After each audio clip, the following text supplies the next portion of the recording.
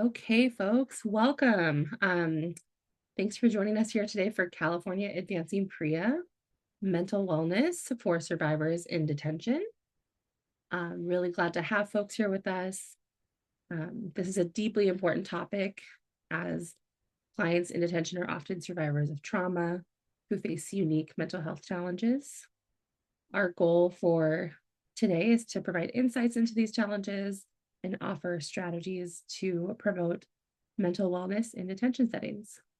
As folks are getting settled in, we'd love for you to introduce yourself in the chat. Let us know your name, your pronouns, what agency you're from, and your role there, what you do there.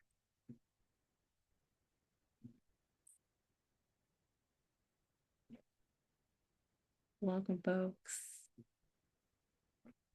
I hope everybody's doing well.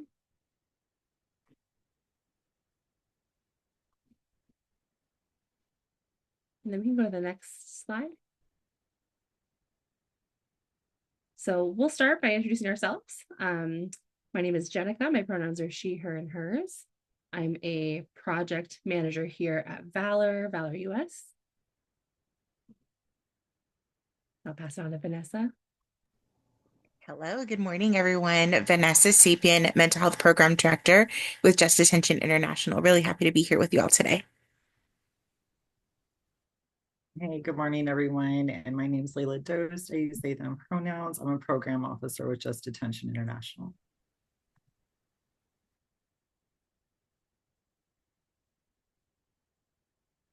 All right, and we'll talk a little bit about Valor US. Our mission overall is preventing and ending sexual violence by advancing equity and eradicating oppression. Valor is a California-based national organization and is California's sexual assault coalition committed to advancing equity and ending sexual violence. Our goal is to build dynamic relationships across a diverse range of communities, institutions, and systems, and mobilize our networks of survivors and advocates to influence change.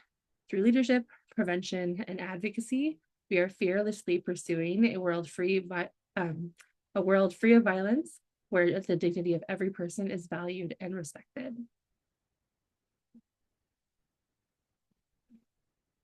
And Just Detention International, or JDI for short, is a health and human rights organization that seeks to end sexual violence in all forms of detention. And JDI carries out its mission by working with corrections officials, rape crisis advocates such as yourselves, and policymakers to make detention facilities safe, promoting public attitudes that value the dignity and safety of people in detention, and supporting incarcerated survivors of sexual abuse and sexual harassment. And the fundamental principle behind JDI's work is that when the government takes away someone's freedom, it takes on an absolute responsibility to protect that person's safety. No matter what crime a person may have committed, rape is not part of the penalty.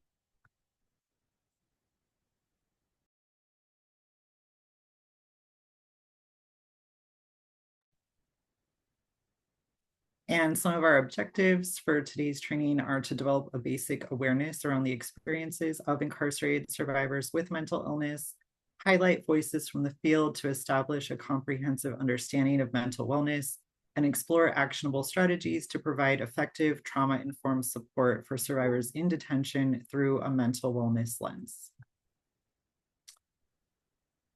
So one important tool at our disposal for creating meaningful cultural change that promotes the wellness of incarcerated survivors is our language. And if you joined us for any of our trainings before, you know that we use alternatives to terms like such as incarcerated person rather than inmate or resident when referring to someone in a detention facility. This is to center the humanity of people experiencing incarceration. We also use the term survivor instead of victim to honor the resilience and strength of those who have experienced sexual abuse. We use people-first language that tries to acknowledge the whole person with a range of experiences.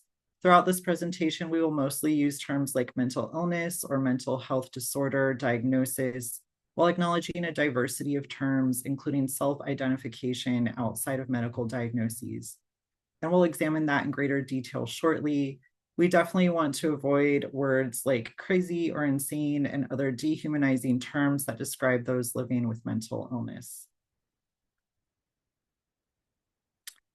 So before we dive in to understanding mental illness for the incarcerated survivors we're working with, I just want to remind everybody that this section in particular can be a little heavy. It's a challenging topic. Just a reminder to do whatever you need to do to take care of yourself. If you need to stay off camera, that's fine. If you need to get up, stretch, get some water, whatever you need to do, please do so.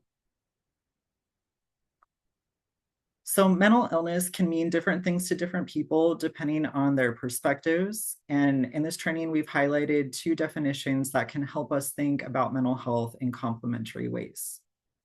The first comes from the National Alliance on Mental Illness, or NAMI, which describes mental illness as a condition that affects a person's thinking, feeling, behavior, or mood. This is a clinical definition and can help identify specific conditions, understanding symptoms and guiding treatments as well. It provides a structure for how we approach mental health professionally. The second perspective comes from the Uniting for Change Coalition. They describe mental illness as just another way for a person's mind to be. This phrasing challenges stigma and shifts the focus from seeing mental illness as a problem to simply understanding it as a natural variation in how people experience the world. And with that in mind, we also wanted to highlight that there are a diversity of experiences among those with mental health diagnoses, some of whom reframe their identities and experiences beyond the language of conventional psychiatry. Some of you may be familiar with terms like neurodivergent or neurodiversity, which refers to those whose neurocognitive functioning diverges from dominant societal norms in multiple ways. It's commonly used when describing those on the autism or ADHD spectrum, but it's also used as an umbrella term to describe people with atypical mental and behavioral traits, such as mood, personality, and eating disorders. Also, some people with diagnoses refer to themselves as MAD, and there has been a MAD Pride movement to advance rights for those with this experience. According to the Center for MAD Culture, MAD Pride is a movement that celebrates madness as a cultural identity, challenges psychiatric oppression, and fosters community among those labeled as mentally ill. We just want to acknowledge that the clients that you work with may have their own understanding of their minds and behaviors, and will include additional resources for further reading on these topics as well. So now let's take a moment to consider how widespread mental health challenges are in our society. Approximately 1 in 5 or 20% of adults in the US live with mental illness. And it's possible that the number is higher given that individuals may be underdiagnosed or misdiagnosed. 1 in 17 people in the US will also develop what is considered a serious mental illness, or SMI, which typically refers to diagnoses such as bipolar or schizophrenia. Given the prevalence of mental illness in society, it's likely that you're already working with survivors who have a diagnosis, whether they disclose this information or not. In fact, according to the National Institute of Health, sexual violence has been identified as a major determinant of poor mental health, with victims of sexual violence exhibiting higher rates of depressive disorders, PTSD, general anxiety disorders, and eating disorders. So that's just another reminder that your work as an advocate is critical to support survivors with mental health diagnoses, both in and outside of custody. To pathologize means to unfairly and wrongly treat someone and/or their thoughts and behaviors as psychologically abnormal or unhealthy. In the field of mental health, it is the practice of seeing symptoms as an indication of a disorder rather than understanding and accepting certain behaviors as a different kind of normal. This practice has real consequences for incarcerated survivors whose behavior often leads to their under, over, or misdiagnosis.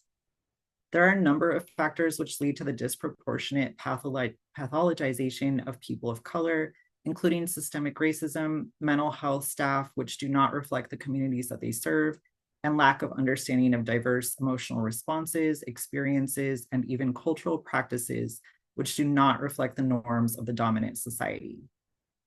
Communities of color experience barriers in accessing culturally informed mental health treatment and face additional stigma and discrimination when seeking support services, leading to distrust of service providers. Psychological testing tends to reflect white and Eurocentric values, leading to the over-pathologization of minority groups. Additionally, racial oppression itself is a contributing factor to psychological distress. Statistics show that Black communities are diagnosed with schizophrenia spectrum disorders at a rate that is 3 to 4 times higher than white communities. The onset of psychiatric symptoms often propels Black and Brown people into interactions with law enforcement, which may lead to forced hospitalization, incarceration, or even death by police violence.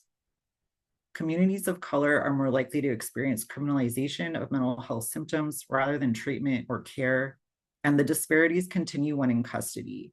Among incarcerated people with a mental health condition, non-white individuals are more likely to be held in solitary confinement, be injured, or stay for longer periods. So we wanted to pause here and ask all of you, how can detention environments amplify trauma symptoms and mental health challenges? This is an important topic because the environment can play a huge role on mental health. So let's take a moment here. If you want to come off mute, or if you want to just share something in the chat, what are some things that might come up that you can think of that could amplify trauma and mental health symptoms in detention?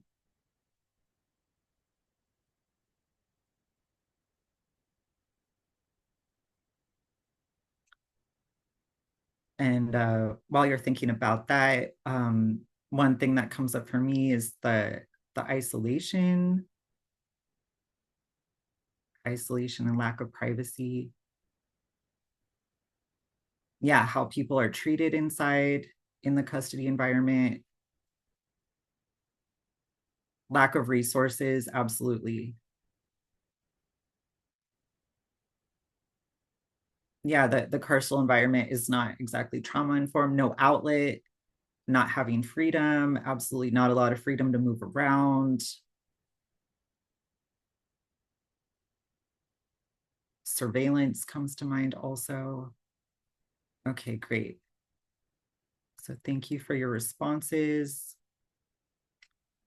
Oh, lack of human connection. Yeah, absolutely. Not having someone safe to talk to, not having supportive people to talk to. Absolutely. So with all that in mind, as many of you may know, people with mental illness are drastically overrepresented among people who are behind bars. And we can take a look about why that might be. Contrary to widespread belief, most people who have a mental disorder are not violent, and only 3 to 5% of violent acts can be attributed to individuals living with a serious mental illness. Rather than violent crimes, many people with mental illness are locked up for minor offenses like theft or drug use or disturbing the peace. And it's often the case that a person's offense is related directly to their mental illness.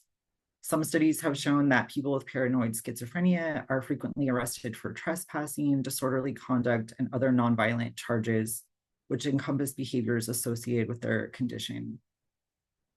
And just like some of your responses indicated, there's a lack of evidence that the conditions of carceral environments may lead to, I'm sorry, there's not a lack of evidence. There is evidence that the conditions of carceral environments may lead to emerging or worsening of psychiatric disorders. Overcrowding, lack of privacy, 24-hour lighting, the threat of violence from peers and staff, constant surveillance can all have a damaging impact on mental health. Incarceration increases the odds of a 12-month major depression by nearly 50%. Individuals in custody are also dramatically at risk for suicide. An international study, which included US data, found that incarcerated men are 3 times more likely to die by suicide, and incarcerated women are 9 times more likely to die by suicide than individuals outside of custody. And I know that data is certainly alarming to hear, and it's critical to remember the impacts that custody itself can have on the incarcerated survivors we support. In any discussion of detention, it's also crucial to understand that the majority of incarcerated people are survivors of significant trauma, including childhood abuse, neglect, physical and sexual abuse. There's evidence that incarcerated populations have experienced high rates of adverse childhood experiences, or ACEs, which also do not take into account the impacts of systemic racism, other forms of identity-based oppression, and exposure to community violence, including over-policing. We want to note that most incarcerated women have experienced sexual and/or domestic abuse prior to incarceration, and that youth in custody are also disproportionately impacted by trauma as well. And as we continue to consider these facts, it's clear that trauma-informed care practices are essential to have. Without trauma-informed care, we risk re-traumatizing clients and perpetuating cycles of harm. Our role as advocates and supporters is to ensure that the systems around incarcerated survivors offer safety, understanding, and healing. Despite the high numbers of people living with mental illness in custody, detention environments routinely provide inadequate mental health services. An alarming number of incarcerated people with mental health diagnoses are not being treated or have their treatment interrupted in jails and prisons. It may take time and repeated sick slips or medical requests for incarcerated people to be able to meet with mental health staff. Psychiatric prescribers may only meet with incarcerated clients once a month or every few months for only brief visits. Mental health providers in custody often have large caseloads and difficulty meeting the needs of the population as well. Additionally, incarcerated people may be reluctant to seek mental health services due to the lack of confidentiality and lack of trust of providers. This lack of appropriate treatment can exacerbate mental health conditions among the incarcerated population, potentially leading to additional disciplinary action and leaving them at increased risk of sexual victimization. Let's take a look at how often incarcerated people with mental illness are targeted by their peers. In a 2013 study by the US Bureau of Justice Statistics, we found that in adult facilities, individuals showing symptoms of severe psychological distress are 9 times more likely than someone with no such symptoms to be sexually abused by their peers. We also know that 80% of incarcerated people with a severe mental illness who were assaulted by a peer are assaulted more than once. Not only are the rates of sexual abuse by other prisoners higher for survivors with one or more mental illness, but research has confirmed that incarcerated people with a mental illness are 5 times more likely to be abused by staff than peers without mental illness as well. And unfortunately, there are persistent beliefs that those experiencing mental illness won't be taken seriously if they report sexual abuse. For example, if a survivor begins to tell their story of abuse, but the story is hard to follow, changes over time, and includes delusions, facility staff are less likely to believe their experience is true. It's important that we advocate for survivors when this occurs. Lack of trust and concerns of being believed can deter an incarcerated survivor with mental illness from reporting entirely. As we've mentioned, folks in detention who have one or more mental illnesses often receive minimal treatment, and that treatment usually involves medication that may impact whether they have a clear mind and memory. Medication causing sedation and other side effects can also leave those with mental illness at risk for targeted abuse. The criminalization of trauma reactions is all too familiar to survivors in detention. Survivors with mental illness may behave in such a way that violates rules and regulations of the facility. Loud yelling, fighting, and behaviors towards staff perceived as disrespectful may result in disciplinary action. Because survivors with mental illness are less likely to report their abuse, staff are not aware of the story behind their behavior, which often results in the criminalization of their trauma reactions. That's where advocates play an important role in advocating for survivors with mental illness and must be mindful of the patterns of misunderstanding held by facility staff. Wanted to share some words from a survivor who said, "People look at me strange. I'm suicidal, but refuse to say so due to the institution doing nothing to help but take my clothes and isolate me. So I'm not suicidal. I just think of it a lot more. My panic attacks are severe, my hallucinations and voices are more scary, and my psych meds have been increased." I want to pause a moment here and acknowledge that this survivor's experience is quite heavy, but unfortunately not uncommon. And the typical response to self-harming or suicidal thoughts in custody is definitely not a trauma-informed response, and typically involves placing an individual in isolation and removing clothing and bedding and other items that are considered a safety risk. We can imagine how traumatic that might be to a survivor of sexual abuse, and why the incarcerated survivors we're working with may be really wary of reaching out for help within the facility. So I know that was a lot of challenging information in that last section. And I want to acknowledge that before we transition to talk more about the mental wellness approach. So with wellness in mind, I invite everyone to just take a few deep breaths right now. Can take some nice deep breaths together, and we can think about what our roles can look like when we're centering wellness while not ignoring the difficult realities incarcerated survivors dealing with mental illness experience. So first, I'd like to get a sense of what mental wellness means to you. Maybe this is the first time you've heard the concept of mental wellness as opposed to mental illness, and that's totally fine. There are no wrong answers here, and we can actually craft a definition together. So I encourage everyone to come off mute or share in the chat about what mental wellness means to you. That could be just a word or two that comes to mind. It could be at the individual level, the social level. There's so many different ways that we can think about mental wellness. It could be something personal or in your work with survivors. So I would love to hear some thoughts on what mental wellness might mean.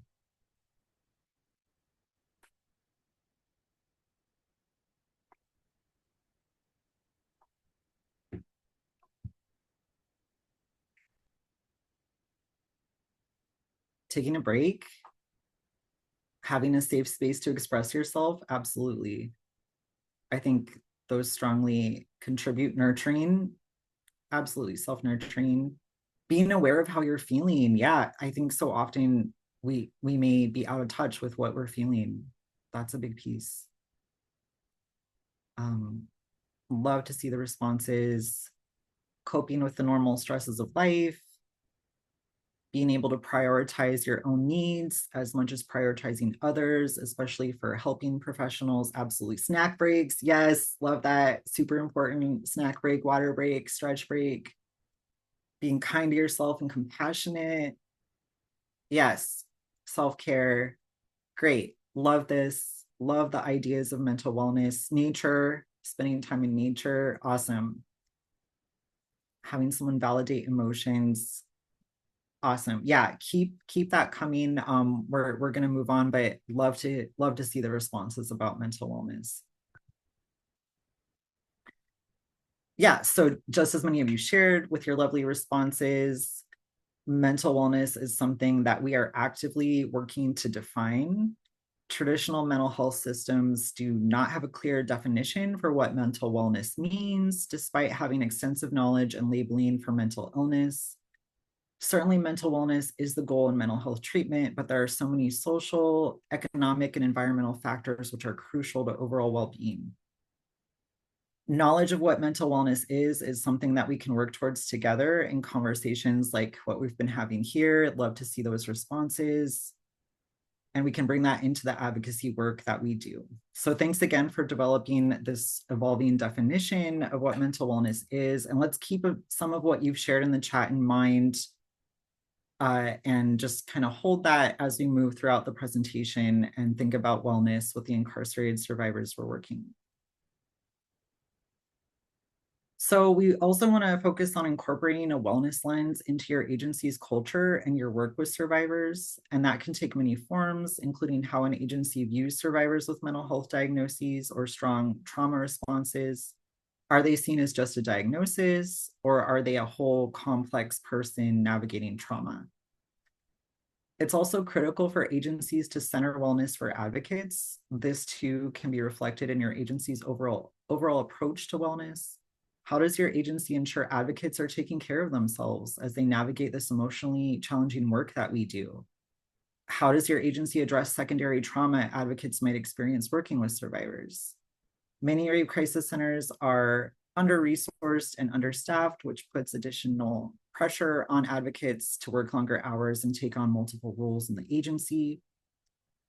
So we can think back at some of the definitions of mental wellness that we shared earlier and what we might define for ourselves around wellness. And think about whether your agency culture and work-life balance reflects mental wellness. What steps can you take at your organization, within your role, within your personal life? Embodying mental wellness as best as we can. We are obviously complex humans in a challenging world, but that helps us stay present in the work that we do. We can see how we can shift our agency culture and advocacy towards a mental wellness framework, and how that's crucial to approaching our work with survivors as a whole. And in that way, we can lead by example, practicing wellness tools that we can bring to our clients. So then as we turn to work with survivors in detention, we must examine our relationship with the facility and how we can best implement a mental wellness approach. How is our agency's relationship with the detention facilities in our service area? If our agency has established relationships, how can we build on these existing relationships to implement more of a mental wellness approach? What barriers might be there to achieve this? Given the culture of corrections facilities, we may need to be strategic in how we integrate a mental wellness approach. Maybe it's just the approach our advocates take when providing services, or maybe we have some receptive staff contacts at the facility and we can have productive conversations on how to improve mental wellness at the facility. We can think creatively on how mental wellness considerations can improve safety in facilities and how our services and approach are an asset. It may also seem really difficult to imagine mental wellness in a facility, which may be isolating and traumatizing in itself, just as we've mentioned, and we must keep that challenge in mind. We don't want to promote a picture that incarcerated survivors can easily access a state of wellness in facilities if they just work hard enough or do all the right things. However, we can examine what positives do exist and how we can help build a mental wellness approach from there. When we do think about available resources that can help promote wellness in the facility, we want to look at what mental health services are already available, as well as programming such as classes and support groups and options for recreation, physical activity, and creative expression. Access to these resources can also look different depending on where a person is housed in the facility, their security level, and accessibility needs. Detention staff wellness may also be overlooked in assessing opportunities for mental wellness at the facility. Facilities are often understaffed with staff working long hours, and building your agency relationship with the facility can include opportunities to introduce cross-training and wellness practices that support detention staff. Detention staff who have the tools for self-regulation will be better equipped to promote overall mental wellness in the facility. It's also important that we assess agency readiness and working with populations you may not typically serve when working with incarcerated clients living with mental illness. We must be careful as advocates in positions of authority. We have the power to either reproduce or reduce existing inequalities. We've already noted that communities of color are disproportionately pathologized through a mental illness lens. It's also important to mention that members of the LGBTQ+ community are subject to having their identities pathologized as mental illness or deviance as well. Additionally, LGBTQ+ individuals experience higher rates of psychological distress and higher rates of mental health diagnoses than the non-LGBTQ+ population. Individuals living with disabilities such as physical or cognitive face additional stigma of having their mental health scrutinized as well. And according to the CDC, adults with disabilities report experiencing frequent mental distress almost 5 times as often as adults without disabilities. We want to note that marginalization in all forms can lead to minority stress and presents a barrier to seeking and accessing support services. Additionally, we want to name that men and boys, especially men of boys of color, are more likely to be perceived as violent and aggressive, and even more so when experiencing mental illness. This is where we as advocates must examine the intersection of biases towards those living with mental illness and our perceptions of the incarcerated male survivors we are working with. We can first examine our own biases through self-reflection, learn about the differences in the populations we work with, and work to develop ongoing knowledge of supporting differences, practicing cultural humility and responsiveness. It's usually really affirming when advocates are able to reflect the identities of the populations they serve. Due to systemic oppression, multiply marginalized incarcerated people may experience mistrust and feel more comfortable working with advocates who represent their identities. Representation and connection matters, but we recognize that advocates are unable to reflect the identities of all clients. That's where it can be helpful for rape crisis centers to consult with, receive training from, and partner with organizations led by communities of color, LGBTQ+ organizations and disability rights organizations to prepare for your work with incarcerated survivors as a whole and incarcerated survivors living with mental illness specifically. And with that, I will pass things over to Jenica. Thanks, Layla. I really appreciate it. So in this next section, we'll talk about some of the core values of advocacy and get into some different practical strategies. Next slide when you're ready. But first, we just kind of want to kick it off with a question. We'd like to get a sense of how your agencies respond to survivors with mental health diagnoses, with any survivors that you serve, not just those that are incarcerated. We know that different folks have different approaches. We've heard that some agencies aren't quite sure how to work with folks with survivors with mental health diagnoses and refer folks just back to mental health services rather than continuing services. We have folks that do full wraparound services and have really strong partnerships with their partnering organizations and mental health departments. But yeah, again, no judgment. We'd just like to hear how your agency approaches working with survivors with mental health diagnoses. You can come off mute or you can share in the chat. And if you don't know, that's okay too. We can totally just say we don't know.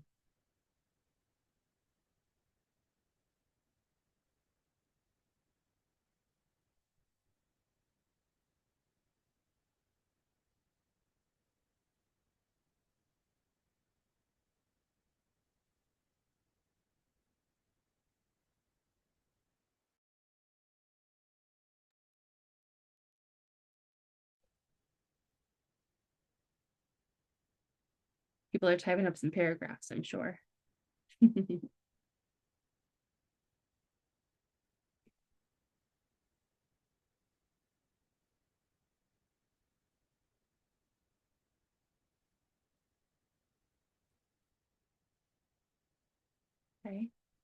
I know I've heard from different folks that or different agencies that it depends on the department. So folks that may have like a shelter component to their services might have different policies than someone or folks that work on the crisis line.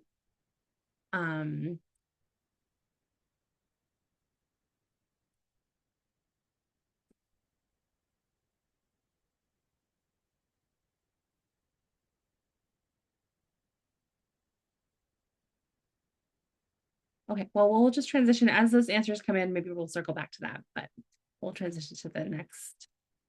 Oh, Abriana. Okay. I love that name, by the way. Let me know if I'm saying that right. Says, we don't ask them if they have mental health diagnoses. Okay. Yeah, sometimes we don't ask. Oftentimes we don't ask. Jessica has a couple bullets here. Understand that behaviors may be survival strategies. My goodness. Strategies. Prioritize safety, choice, trust, and collaboration. Avoid language or tone that may feel shaming or controlling, and then validate the survivor's experience. Never minimize or question their story. Okay, why do I feel like this is maybe part of a policy that exists? The way that it's phrased is very, it's maybe a policy that exists at your org. So yeah, maybe there's policies that are in place that is how we approach that. And I love those approaches, love all of that. Yeah, never minimizing or questioning their story. Absolutely. Try to provide them with necessary resources if they disclose mental health diagnoses. Yeah, and if they'd like to get support with that. If they indicate that they'd like that support, absolutely. Yvonne, we evaluate and assess if we're able to adequately service the survivor. We always prioritize safety. We validate their feelings, assess and link them with appropriate services. Okay. Awesome. Told you there were some paragraphs forming. Thanks, folks. Yeah, great. So yeah, again, no judgment, depending on, where folks are at in their agency and what those approaches look like. It's just helpful to know where folks are at. Yeah, holistic and trauma-informed approaches. Beautiful. Okay, so it can sometimes seem kind of daunting to work with a survivor with mental illness if you haven't previously. Perhaps you feel like you don't have the experience or the qualifications to do so. but remembering that there are those essential skills that you bring to your clients in the work that you do on a day-to-day basis that help them heal. Similarly, with this population, you're seeing clients as survivors and to support them in the aftermath of abuse. While it might not be your role to treat people or diagnose them, it is up to you to support them during their survivorship and throughout their survivorship. Sometimes what we hear from advocate is that if a person has a mental health issue, we refer them directly back to mental health, and then the advocacy stops there. And what we really want to encourage folks is to do that in conjunction with that referral. Okay, next slide. As advocates, we must meet survivors where they are, whether they're displaying mental health symptoms, acting out behaviorally, or just not opening up to your support. We want to be present with whatever they're feeling and experiencing. Rather than asking or thinking of the survivor we are working with as difficult or problematic, asking them, what's wrong with you? We have an opportunity to ask, what have you been through? What happened to you? You might be the first person to ask them that. And maybe they're in a place where they can answer that, or maybe they're not. Trust takes time. Maybe the question is more, how has what you've been through impacting you today and right now? Explore what feels safe together. It could be nonverbal engagement. It could be sitting quietly together while while they're thinking of what they'd like to say. It could be having a code word to, let you know that, hey, they'd like to pause the conversation. It's feeling really overwhelming. It could be that they'd like to, say banana slug when they need a pause, instead of saying like, hey, actually, this is overwhelming and I'm getting a little overstimulated. Checking in regularly. It could be looking like checking in about a break on a regular basis. One of the most important things to keep in mind is that building trust can take lots of time.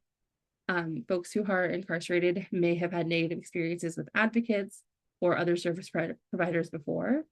They've interacted with likely a lot of different advocates in their time or different service providers and have had a wide variety of experiences.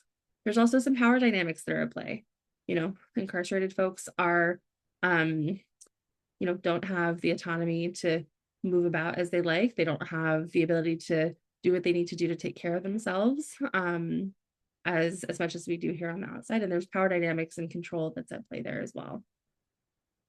Engaging in problem solving whenever possible and appropriate, and working together to find solutions that work for the survivor and that are led by the survivor. Next slide. So we have a quote here from Linda McFarland on JDI's ED. She's amazing. Similarly, we can validate the experiences a person with mental health symptoms is having without minimizing the impact of their experience. Through this quote from Linda, she's describing working with a client in an altered state, and she shares, would it be really frightening? Excuse me.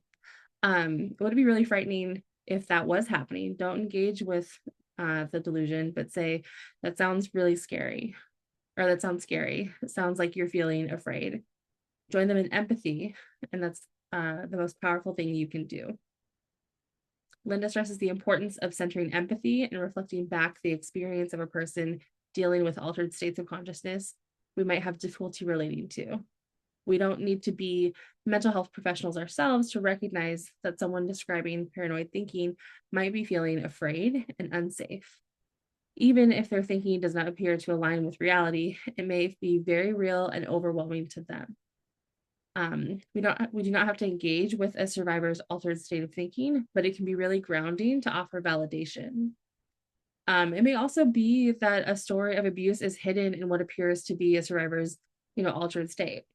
By offering our empathy and listening, even when things, may not make a lot of sense, we may build trust that can help the survivor share more about their experience of abuse in the future.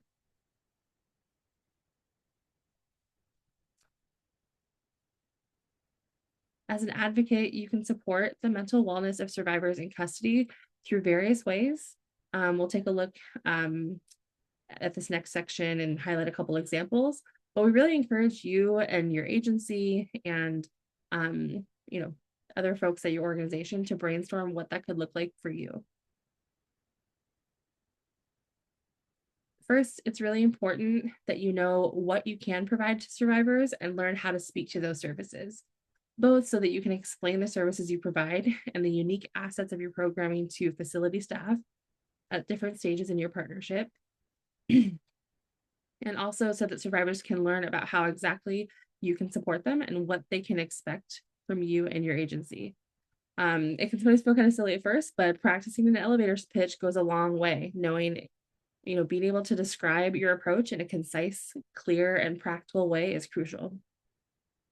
Secondly, there are many ways to keep people well, including creating a stable space for survivors through check-ins via one-on-one in-person counseling, through the hotline, through a chat feature, if that's something that your agency has available. Regular, consistent group programming can also help survivors stay well and help them build community. And then lastly, one of the ways to support survivors in custody is to build meaningful partnerships in and outside a facility. Next slide. Before we jump in, here's a few helpful PREA standards to keep in mind. This first one, 115.16, ensures that information of rights under PREA are accessible to those with disabilities and or with limited English proficiency. And then 115.341 means that the facility has to screen residents for mental illness and disability as a risk factor for sexual abuse. And 115.382 affirms that initial access to emergency medical and mental health services and ongoing care for sexual abuse victims and abusers. So we won't spend a lot of time talking about them, but we just wanted to highlight some of the standards that apply directly to folks either with mental illness or disabilities, and really affirming folks' access to mental health services and medical services as a sexual abuse survivor. Okay, next slide.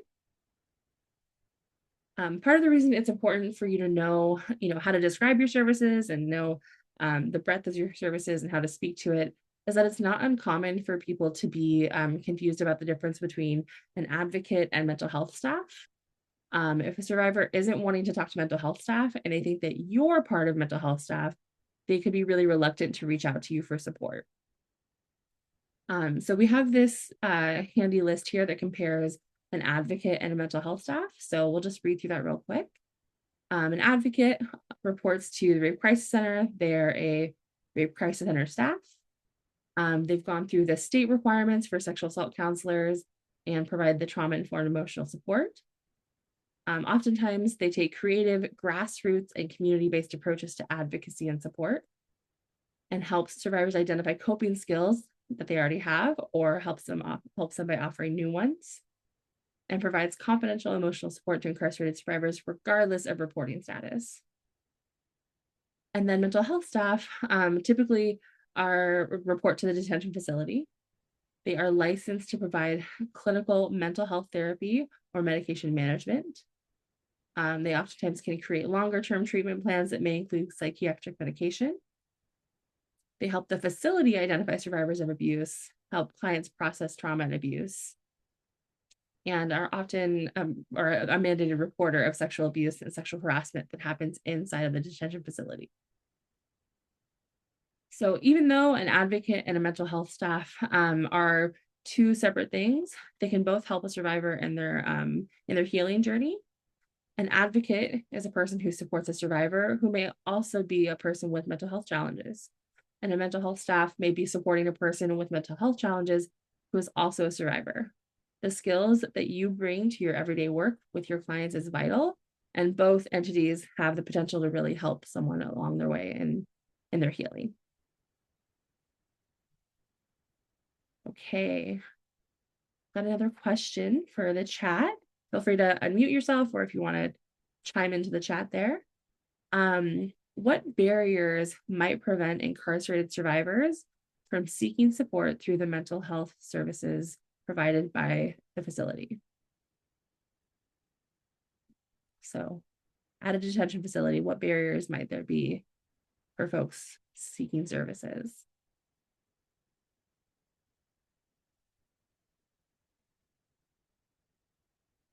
Yeah, someone says shame in the chat.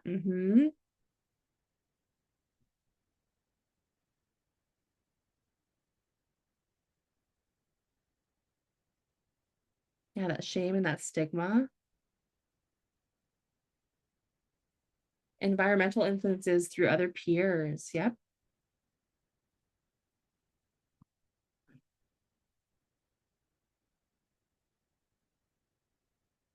Lack of confidentiality, fear or mistrust of the person they need to report the incident to. Yeah, a lot of mistrust. A lot of folks, for a lot of valid reasons, there's some mistrust in the systems. Oof, Annalie, thank you for highlighting that. Sometimes the staff are the incarcerated survivors' perps unsafe. Yeah, fear of consequences, self-guilt, shame.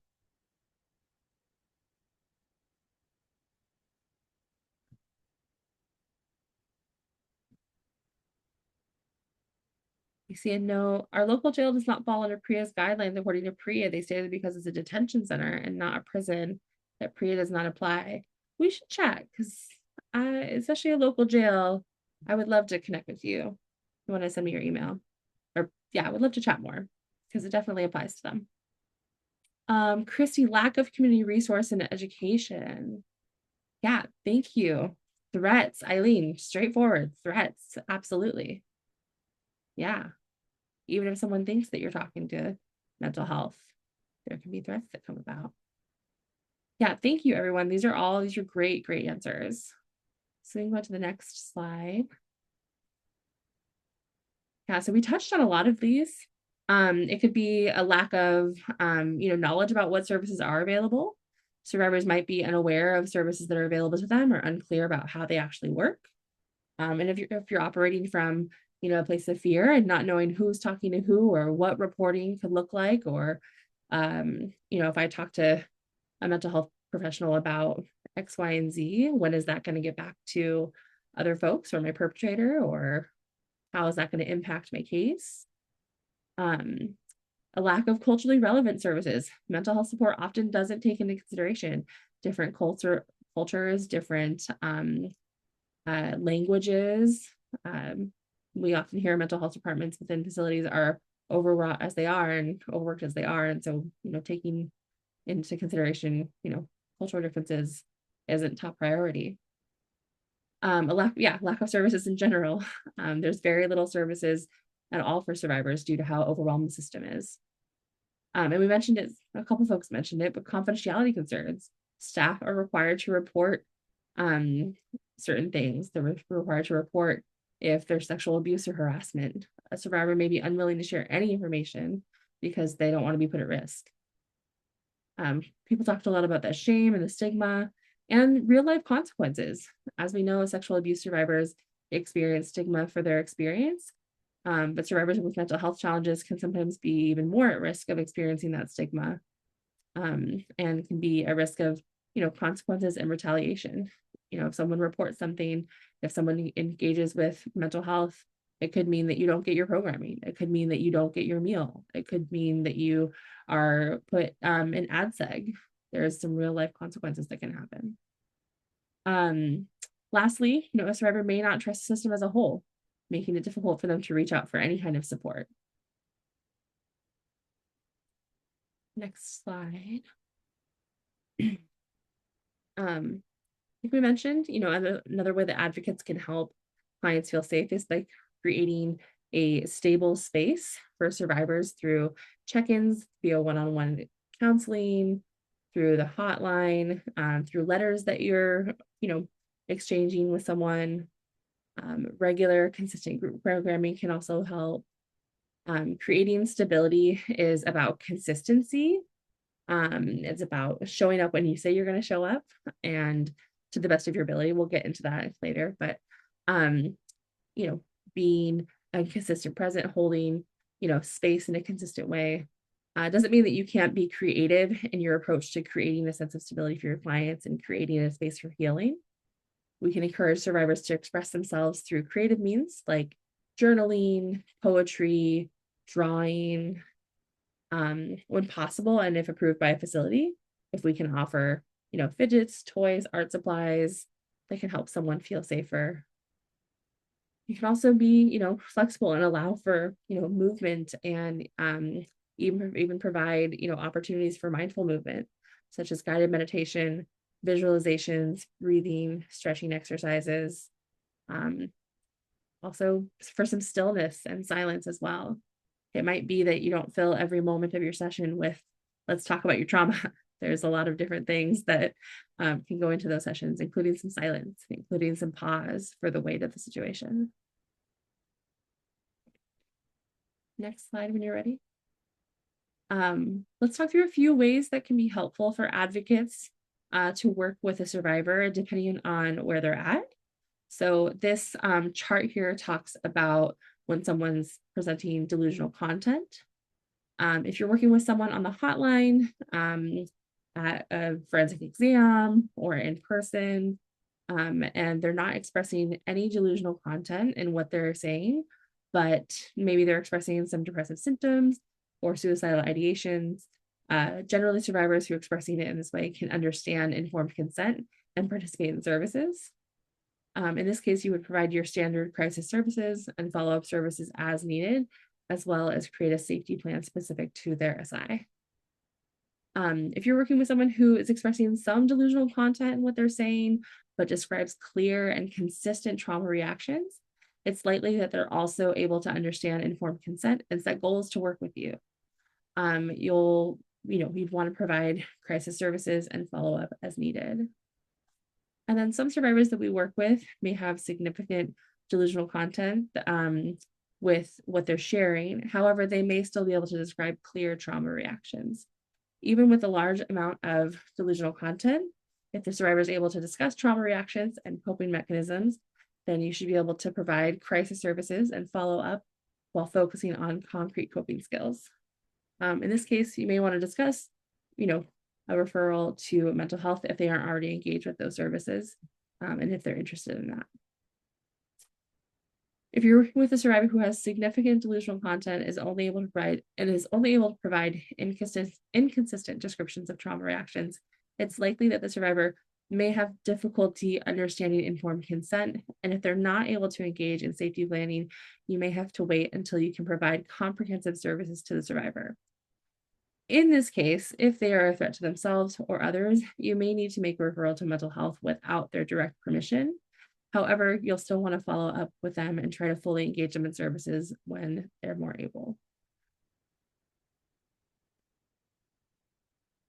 Part of creating that sense of stability and safety for a survivor is promoting and encouraging their agency at every step. In practice, this includes taking a look at your consent forms and all of your other materials to ensure that you're using the simplest language possible so that survivor knows how and what to share. When first meeting survivors, you'll want to explain the limits to your confidentiality as clearly and concisely as possible. And then checking in throughout your interactions, to ensure that the survivor understands the limits to your confidentiality. If you've been meeting with them for a couple of sessions, you might say like, hey, we've been meeting for 3 or 4 sessions. We like to kind of review confidentiality with folks around this time. Would you mind if we went over some of that information? Next slide.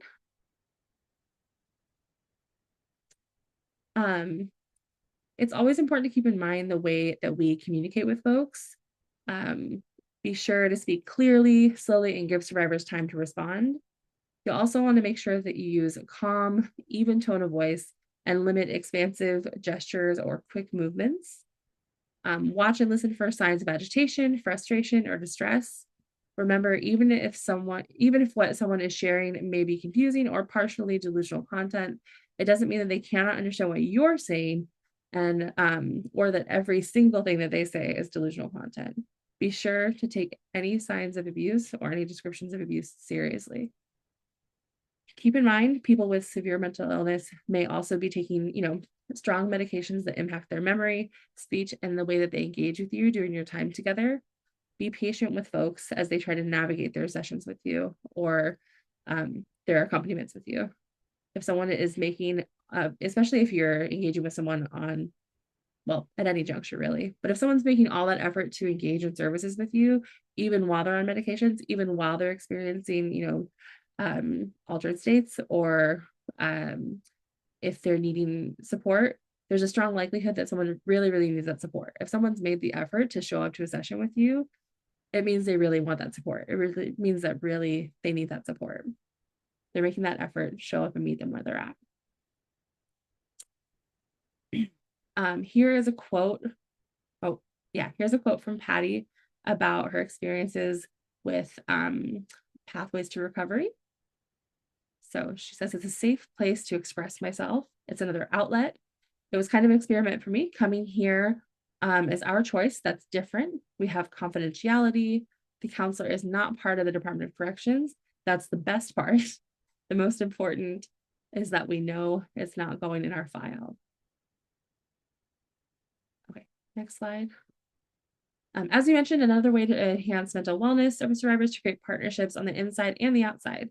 Oftentimes, as an advocate, your point of contact can be the PREA compliance manager, but it's really important to make contact and build relationships with other folks, mental health staff, line staff, program staff, and other allies to survivors at the facility. That being said, we know that survivors have varying degrees of trust with facility staff and the system as a whole.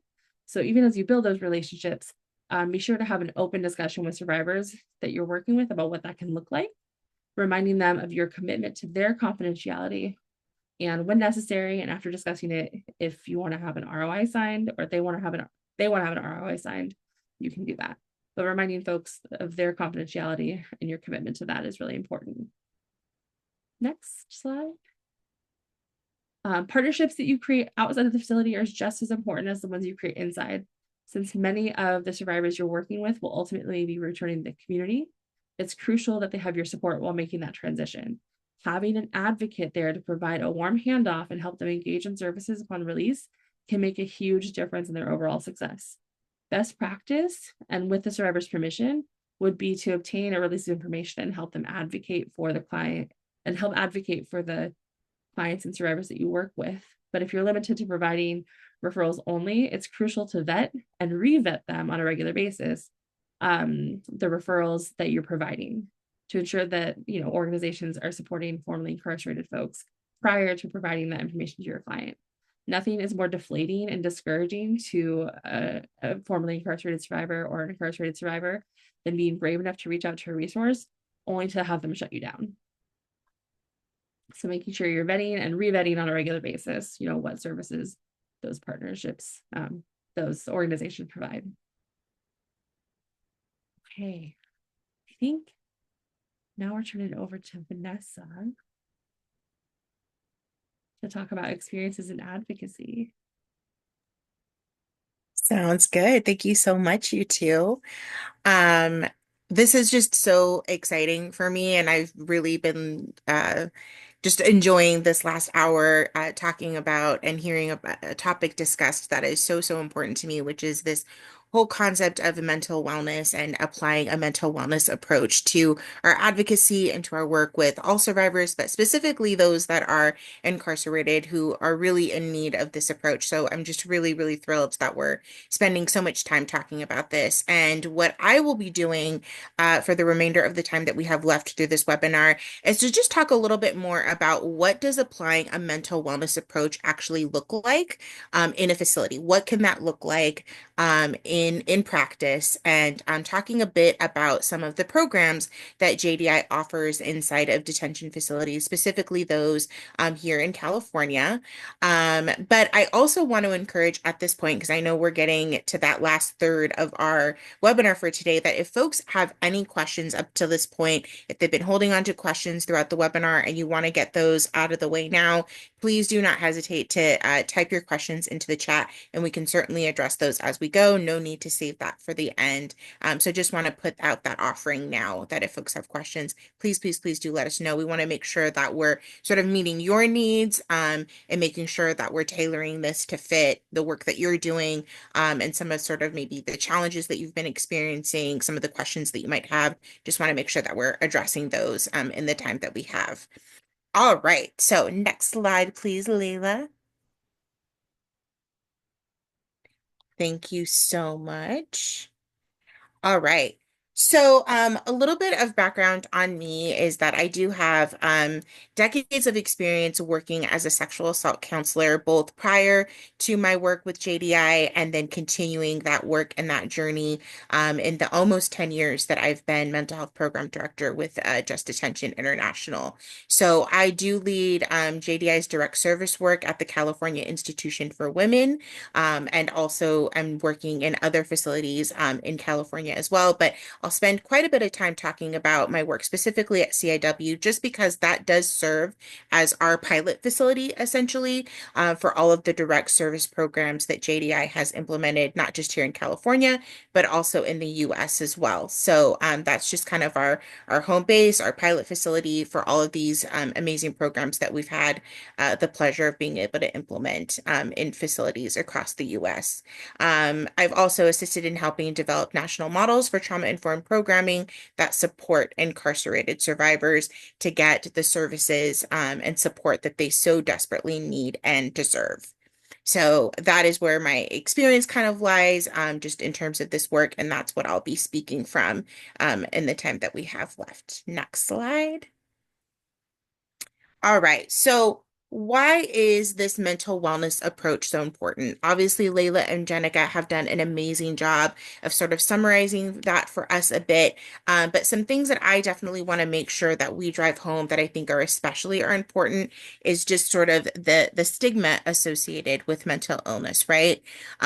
Folks oftentimes don't want to talk about or shed a light on the fact that they are folks that are experiencing mental illness, or they may not understand it themselves. They may be unhappy with the level of support that they're receiving, and the stigmatization that comes with having a mental health diagnosis. So this could include things like overprescription of medication. It could include things like having to be placed in housing that is more restrictive because of these mental health diagnoses. So oftentimes we'll hear the term GP, Gen Pop, or general population. But if you do have a mental health diagnosis, oftentimes these folks are not living in that section of the facility. They're in more specialized housing that supposedly is there to meet their needs. But folks with mental health diagnoses often find these sections within a prison to be very ostracizing, to not be very inclusive, and it cuts them off from things that they need to do in order to even potentially get out of detention altogether. So if you are in a unit that is housed specifically for people who are experiencing mental illness, that could also mean that you don't have access to the full breadth or bandwidth of programming that's offered within that particular facility. And so if you don't have access to all of these supports and services and programs, and you can't participate to the fullest extent possible along with your peers, that means that you might be cut off from participating in programs that could lead to your release. So that stigma is just really, really important. And I think it's helpful for us to really understand to the fullest extent possible what that really means and the consequences that are associated with that.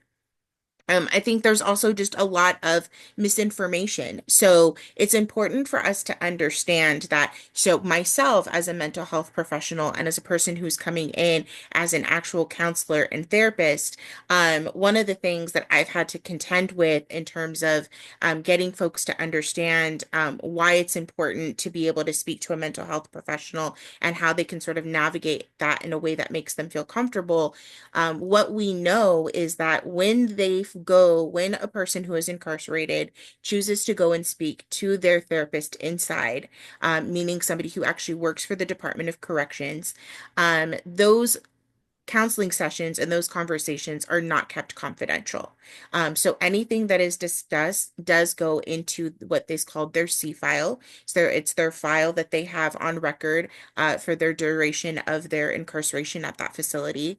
And unfortunately, one of the things that we hear a lot is that folks are actually punished for seeking out mental health services, or there are really major consequences to receiving mental health services in that they may be looked at as needing to stay in the facility longer so that they can work through their mental health issues or concerns that are coming up.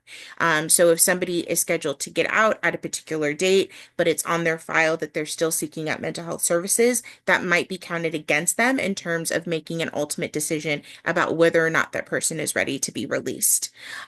So nothing is confidential inside, and that's where us as advocates and the work that JDI is doing becomes so imperative and important because we can be that confidential resource for that survivor to be able to get that counseling or that one-on-one support that they need, where it'll be of no consequence to them during their incarceration or their length of stay. Because we don't report to the facility, our services are confidential, and we don't have to report to mental health about who's coming to see us and what it is that they're disclosing. Um, and I think another reason why this is important is because us as advocates, we have a deeper understanding of the trauma responses and the various trauma reactions that survivors display when they are survivors of sexual abuse, when they're folks that are experiencing mental illness. We understand that not being medication compliant or having an emotional outburst or having bouts of anger, we understand those to be trauma responses and ways that folks who work for the Department of Corrections or who are working in these facilities don't quite understand. A lot of the times they'll just associate these trauma responses as folks being difficult, or, oh, that person is just angry all the time, or they're just trying to be manipulative or get their way. And we understand different, we know different. And so we can play a really critical and crucial role in helping folks, one, deal with their trauma responses and symptoms, and then also helping the facility to understand that that is, in fact, what we're seeing when folks behave in ways that can be challenging or difficult to respond to. And then this idea of a referrals only approach. This is really important where um, we understand as advocates that we need to, as Jenica and Layla were saying, meet people where they're at. And so we can come in and we have the capacity to come in different ways with our programs and with the classes that we teach that don't necessarily require a referral, where we can meet people where they're at and provide services that look different and that are not the norm and that can actually address the real issues that are coming up with survivors in ways that facilities are not able to, because facilities just don't have the bandwidth or the capacity to meet the needs of every survivor or every person who has a mental health diagnosis. A big part of my work involves working directly with chiefs of mental health and directors of mental health within the facilities that we work with. And one of the things that I still have a really difficult time wrapping my mind around is the fact that I hear all the time that they actually don't have the bandwidth to treat post-traumatic stress disorder. And as we all know as advocates, if there is a survivor that we're working with, the majority of the time, if not 100% of the time, they are going to be displaying symptoms of post-traumatic stress syndrome or post-traumatic stress disorder. And facilities are telling us that they don't have the capacity or bandwidth to treat folks who have this diagnosis. So just that alone, I think, helps to paint a really broad picture of what we're dealing with, and just the highlight the need for the types of services and supports that us as advocates are able to offer. Next slide. All right, so the intersection of mental health and advocacy. again, we can provide resources and opportunities where mental health staff cannot. So, in a little bit, we are going to talk about specifically what our programs look like, and how they are helpful to the communities that we serve. Advocates have opportunities to engage people in more meaningful ways than mental health staff. So, again, we don't have those barriers, and hindrances that mental health staff to engage with these communities, which is a good thing. That's one of the privileges that we have, is that we don't have all of these barriers that mental health staff do have with over familiarity, or not being able to engage people in certain ways. We can see them with uh, more frequency than even mental health staff. So Layla and Jenica did a great job of also painting that picture of mental health staff are really only meeting with folks once every 3 to 4 months, at best, if they're able to. I talk to these clinicians all the time, and they're telling me that they have caseloads of between 60 to 90 people, and sometimes even larger than that. So how are they able to meet with people on a weekly basis the way that we do in the community, in the rape crisis centers that we're working in? For us, that's the norm, right? We meet with folks on a weekly basis or a bi-weekly basis, or maybe even a monthly basis. And that's just not possible in these facilities. So any ways in which we're able to have regular contact is really meaningful and really special. Um, Advocacy and mental wellness include people who are incarcerated as well as staff. So I think that's the other thing that we like to spend some time talking about too, is that yes, we're talking about serving the population, and the folks that are incarcerated there, and the folks that are experiencing mental illness. But part of this mental wellness approach, you guys, is also about including staff as well. And how do we address the needs of staff who are also feeling overwhelmed so that they can then better respond to our survivors that are incarcerated and under their care. So that's part of the mental wellness approach too that we're talking about, is that it includes everybody. And I think that's really, really important, is to shift that our thinking, and the way that we approach this work, to make sure that we are including everybody, both staff as well as the incarcerated folks, to create one healthy community, right, where everybody's needs are being addressed, and understood, and cared for. Next slide. All right. So services at the California Institution for Women. So again, as I said earlier, this is our pilot facility where all of the programs that we're going to be discussing today were piloted through.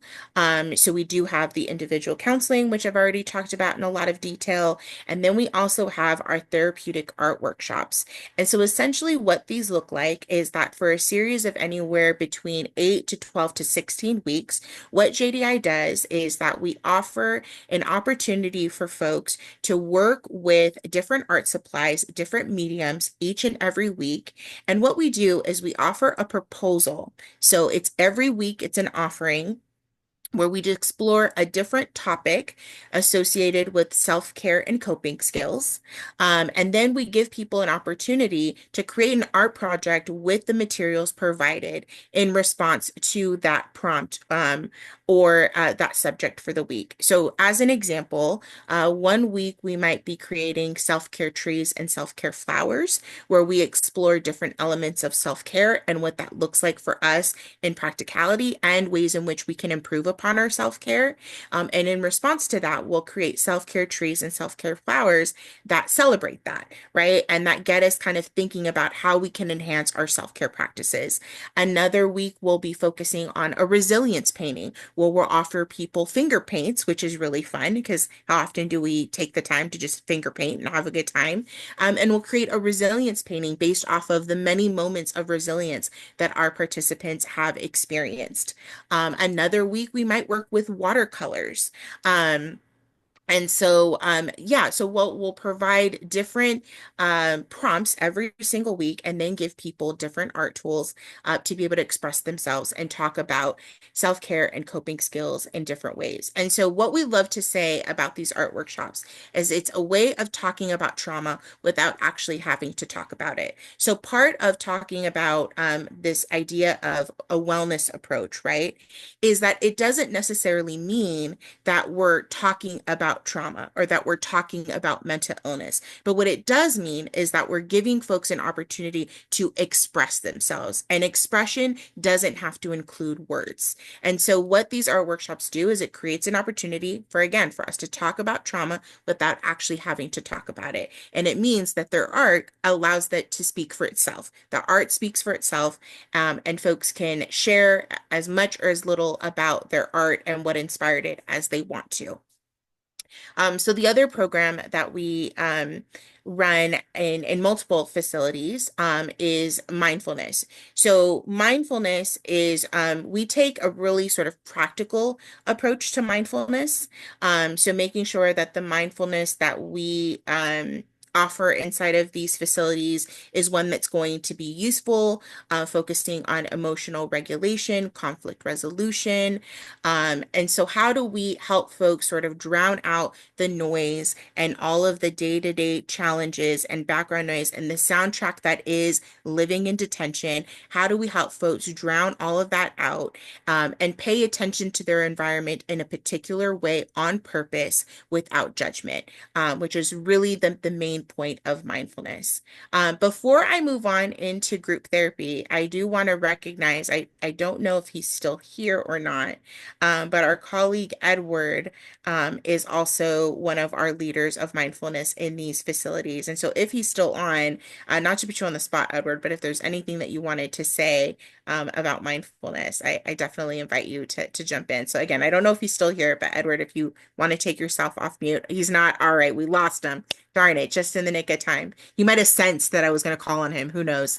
But yeah, I'm really fortunate that I get the opportunity to work with Edward. And again, he's one of our big leaders of mindfulness. But again, it's paying up attention in a particular way on purpose without judgment and really helps us deal with the soundtrack that is living in detention. The other program that we facilitate is group therapy.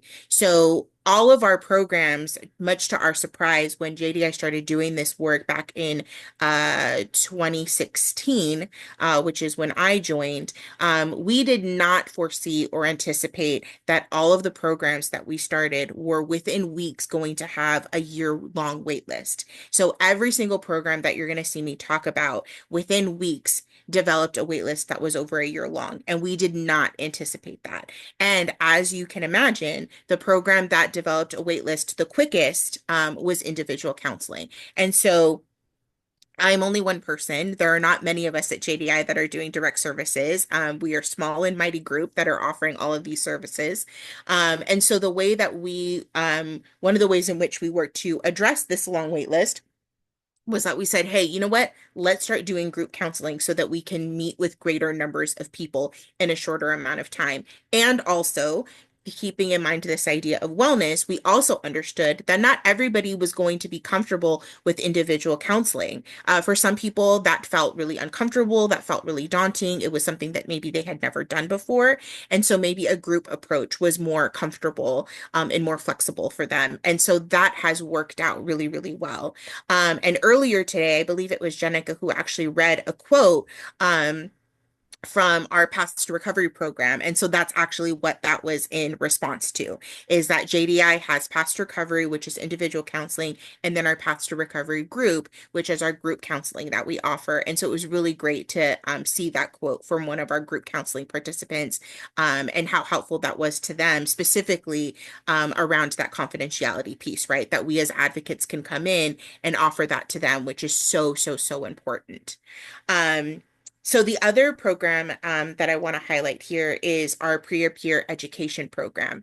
And so what you guys may or may not be familiar with in relationship to the PREA standards is that per the federal PREA standards, it is a federal requirement that when a person arrives to a facility, and so it doesn't matter if they're transferring from a facility that they were housed at and are now entering a new facility, or if they're incarcerated for the first time and are entering that facility for the first time, it is a federal requirement that they receive some sort of PREA peer education or PREA education, that they understand their rights to be free and safe from sexual abuse in whatever facility they're housed in. Typically, what that looks like is that education will come from a staff member. So a staff member will welcome them to the facility, and then they will provide that education to them via a video or a pamphlet or a presentation, whatever that is. Where JDI has been different and what's being done differently at CIW is that we are putting that into the hands of the community itself. So we actually have paid folks who are incarcerated at this facility, who are housed in this facility, who actually provide that education as part of their job. They're getting paid to do it, which is amazing. And so part of this idea of a community of wellness is to create leadership opportunities for folks inside. Part of a community of wellness is to make sure that any sort of necessary education and information isn't just coming from facility staff, but that it's also coming from their community members as well. And so these folks, there's a group about 4 or 5 of them at any given time. They themselves are providing the PREA education to their own community and being able to answer direct questions from their peers about what does PREA look like in that particular facility. And another reason why this becomes critically important is because they're able to then explain sort of the ins and outs of what does it really look like? What does PREA implementation really look like in this facility? Because everybody knows that every facility has their policy and their procedure for just about everything, but that's not actually what it looks like. In execution, it can look very, very different.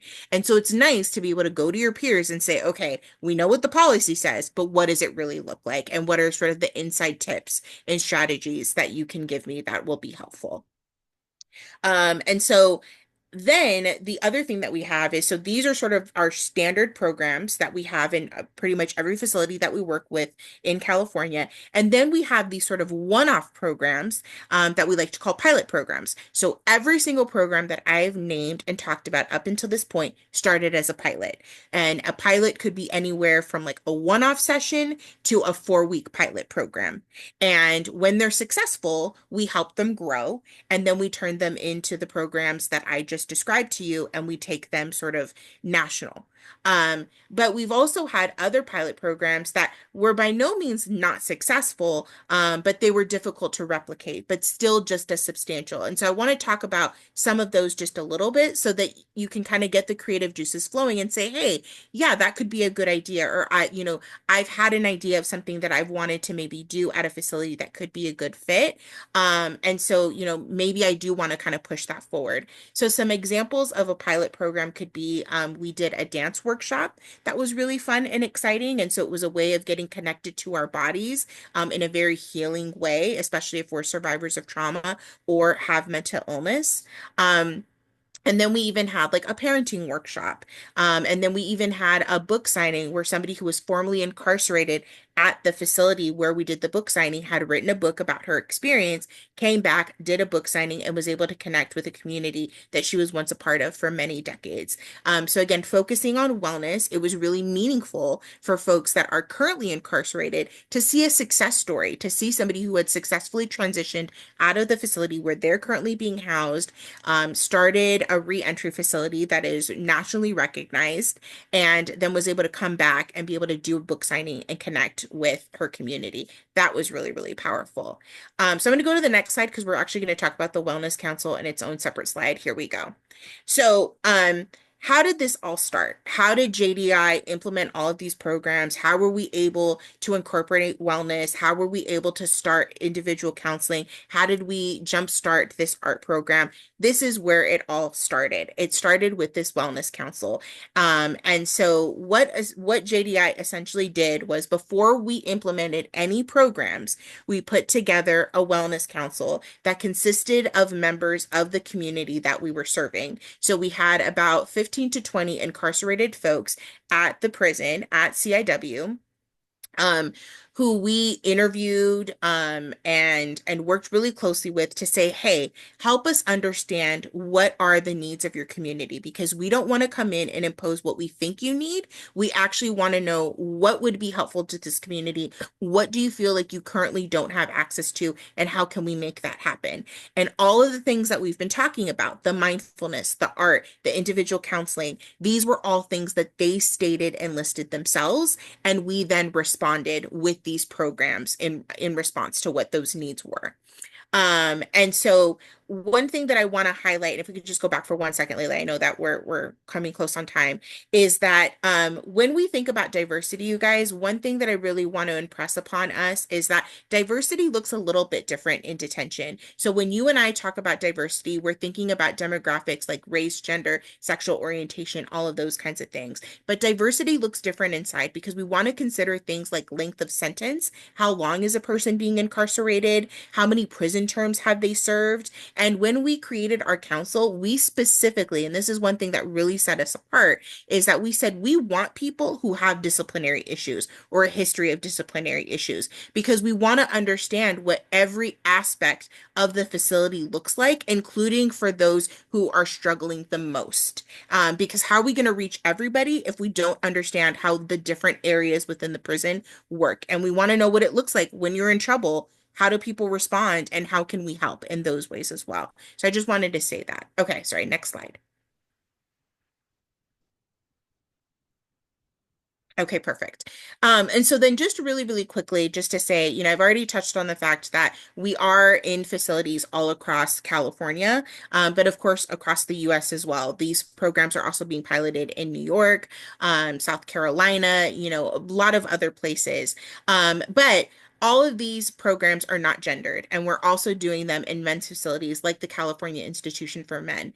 And so, because we're talking about incorporating a wellness approach, one of the links that I kind of want to make here is that it was through our success at CIW and all of the robust programming that I've just finished describing that we were actually invited to start offering programming at the California Institution for Men because CIM understood and recognized that these programs were not gendered, that offering a healing, trauma-informed approach, a wellness approach was impactful, was important. And they said, hey, we want you to do that here. And so it was through the relationships that we built at one facility that we're now able to do meaningful program in another facility, regardless of whether or not it's a men's or a women's facility. So I just wanted to make that point, and help folks understand how important building relationships is and how far it can actually go. Next slide, and I think I might be done. I'm not sure. Okay, never mind. Just keep in mind.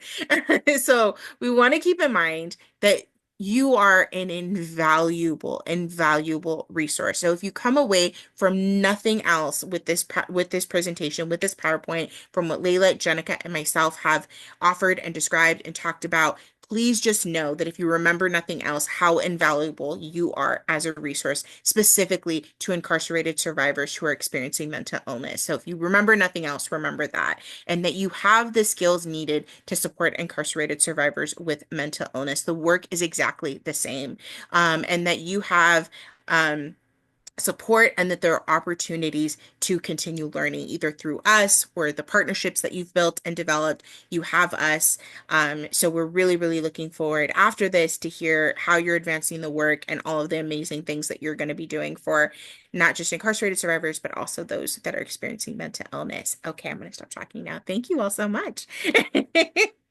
Thank you so much, Vanessa. I know we're coming to the end here, so I would love it if folks have questions for any of us, especially Vanessa with all of her expertise. We would love for you to ask that and reach out. We're also going to drop some links in the chat and our contact emails if you want to reach out, because I know folks might have to go. But again, thank you so much for being here. Thank you, Vanessa, for sharing your insight. Always appreciated. And yeah, please feel free to come off mute or ask questions in the chat. We're going to drop some additional resources. Thank you so much, Jenica. A lot of these are peer-led and perspectives that are sort of outside of psychiatry that can be really informative. And we have links for additional resources at JDI and Valor and our contact emails. I'll also drop my email in the chat.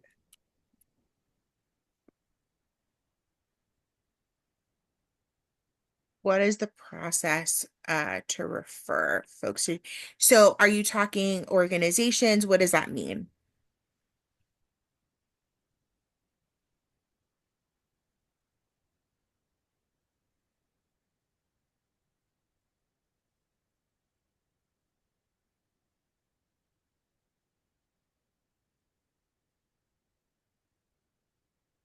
I'm going to go ahead and stop sharing. Okay. Yeah, I did see one question as what is the process to refer individuals to JDI? And so, of course, we would love for folks who are needing support to be referred to us, and we would love to help them. So maybe just get in touch with Layla or myself, and we can give you more sort of detailed instructions, um, and kind of direct you to the most appropriate person.